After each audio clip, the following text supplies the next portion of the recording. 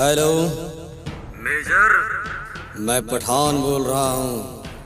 तुम चारों तरफ से घिर चुके हो। अगर अपनी जान की सलामती चाहते हो तो अपने गवर्नमेंट से कह दो कि कश्मीर हमारे हवाले कर दे। अबे भड़वे सुन, कश्मीर क्या, तूने अगर चौकी को भी हाथ लगाया ना तो तेरे खानदान में कोई बच्चा पैदा करने वाला भी नहीं मिलेगा। और सुन लो, चंद मिनटों के अंदर तत्काल तुम्हारा खींच लेंगे। चंद मिनटों के अंदर तत्काल तुम्हारा खींच लेंगे। और हम इंडिया वाले हैं, जिस्म के साथ खाल तुम्हारा खींच लेंगे।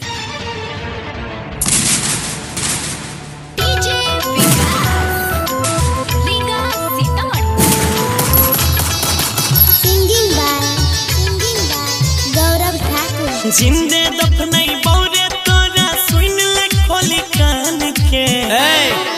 तोरे कहै छियो, जिंदे दफनई बौरे तोरा सुन ले खोली कान के। तोरा छाती पे फहरैबौ झंडा या बड़ी हिंदुस्तान के। तोरा छाती पे फहरैबौ झंडा या बड़ी हिंदुस्तान के। भारतवासी से पंगा लोगे? अरे भारत ने खाली वीर पुत्र पैदा किए हैं, काट के रख देंगे। हाँ, हिंदुस्तान से दुश्मनी पर तोरे तोरा भारी। लाश के ढेर लगाई देबौ तोरा आंगन दुआरी। इतनी लाशें बिछाऊंगा, इतनी लाशें कि पाकिस्तान में दफनाने के लिए कब्र कम पड़ जाएगा। हिंदुस्तान से दुश्मनी पर तोरे तोरा भारी। लाश के ढेर लगाई देबौ तोरा आंगन दुआरी। मेजर उतने टेक दो। अबे भगवान भी माफ नहीं करेगा। तनिको नहीं जगह दे तो सुने तोरा विधाता। जुल्म जे करबे झूठे तू कर देबो बंद रे खाता। तुम क्या बिगाड़ लोगे चंद हिंदुस्तानी? अबे सुनो, भारत का एक एक युवा तुम्हारे 50 आदमी के लिए काफी है। बनाई के तोता उड़ाई देबो रे तोहर हम परान के।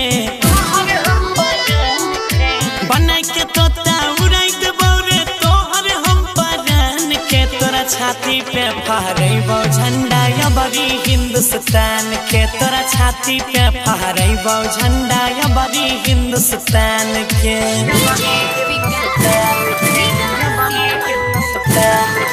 दूध जदि मंगबे त सुने बनाय के देबौ खीर रे। मंगबे जे कश्मीर त बीचे बीचे देबौ चीर रे। कश्मीर तो नहीं, मगर हमसे लड़ोगे तो तुम्हें मौत जरूर मिल जाएगी। Mix by Guddu Gudesh. दूध जदि मंगबे रे दुश्मन बनाय के देबौ खीर रे। मंगबे जे कश्मीर त बीचे बीचे देबौ चीर रे। राइटर रंजित कहै छौ तोरा ई बतिया सच रे। अजय गौरव तोड़ देतौ तोरा जिंदगी के कांच रे। हेलो सर, हेलो अल्फा, कोडिंग कोडिंग। ओके सर, फायर। मांग सलामत रे दोगला भगवान से अपन जान के।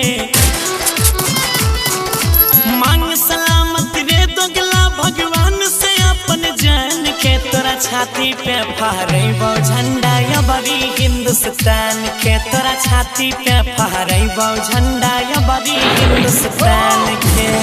हर पाकिस्तानी बोलता है कि जला देंगे, रखते ही महाकप। मेरा हिंदुस्तान जिंदाबाद था, है और रहेगा। Vijay Shri digital audio recording studio Biharigunj.